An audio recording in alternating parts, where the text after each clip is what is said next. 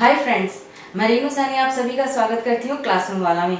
आज मैं आपके लिए तेनालीराम की बहुत ही अच्छी कहानी लेकर आई हूँ। कहानी शुरू करती हूँ। दरबारी महाराज कृष्णदेव राय से बोले कि महाराज कुछ भी हो, लेकिन आप तेनालीराम को हम सब में सर्वाधिक बुद्धिमान समझते हो, जबकि वह इतना बुद्धिमान है नहीं। महाराज कृष्णदेव राय उन सबकी बात सुनकर मुस्कुराते हुए बोले, वह तुम सबसे अधिक बुद्धिमान है, क्योंकि वह हर काम को बड़ी सूझबूझ और चतुराई से करता है। तुम्हें यकीन नहीं आता तो आज इस बात की परीक्षा ले लेते हैं। मौका भी अच्छा है क्योंकि तेनालीराम इस समय यहाँ पर नहीं है। यह सुनकर सभी दरबारी खुश होकर बोले, जी महाराज, हो जाए परीक्षा, आप लीजिए हमारी परीक्षा, हम सभी परीक्षा के लिए तैयार हैं। महाराज बोले, तुम सभी दरबारी बारी बारी से देख कर आओ कि शाही बाग में कितने मोर हैं। यह आसान सा प्रश्न सुनकर दरबारी हैरानी से महाराज की ओर देखने लगे कि भला यह भी कोई सवाल हुआ। सभी दरबारी एक एक कर गए और मोरों की गिनती कर आए। सबके लौटने पर महाराज बोले, बताओ बाग में कुल कितने मोर हैं। सभी दरबारियों ने एक स्वर में कहा, महाराज 70 मोर हैं।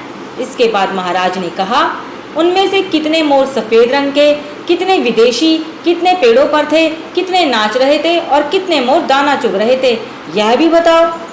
इतने सारे प्रश्नों की बौछार सुनकर दरबारी बोले, महाराज, पर आपने हमें यह सब करने को कहा ही नहीं था।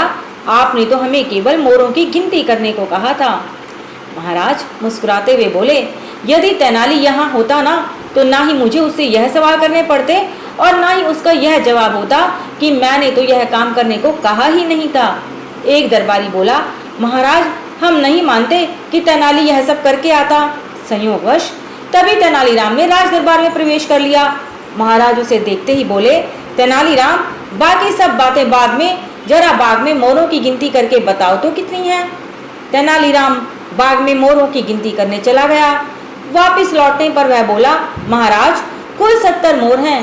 22 मोर सफेद हैं, 11 विदेशी मोर हैं, 35 पेड़ों पर थे, 4 नाच रहे थे, 23 दाना चुग रहे थे और 8 मोर तालाब के किनारे बैठे हुए थे। तेनाली के मुंह से महाराज के बोले बिना ही यह सब सुनकर दरबारी दंग रह गए। महाराज सभी दरबारियों से बोले, अब तो तुम सब समझ गए ना कि तेनालीराम तुम सब में सर्वाधिक बुद्धिमान है, क्योंकि वह हर काम को सर्वश्रेष्ठ तरीके से करता है, उसे कभी भी आधा अधूरा नहीं छोड़ता, जबकि तुम सब केवल उतना ही काम करते हो जितना काम तुम्हें करने को दिया जाता है। तुम अपनी बुद्धि से उस काम को आगे ले जाने की कोशिश ही नहीं करते हो। इसीलिए तेनालीराम तुम सब में सबसे अधिक बुद्धिमान है। अभी भी आपको किसी और परीक्षा की आवश्यकता है। महाराज कृष्णदेव राय की यह बात सुनकर सभी दरबारियों ने नीचे मुंह कर लिया। तो फ्रेंड्स, कैसी लगी आपको तेनालीराम की यह कहानी, अवश्य बताइएगा। जल्दी ही मिलती हूँ आपसे एक और नई कहानी के साथ। Thank you.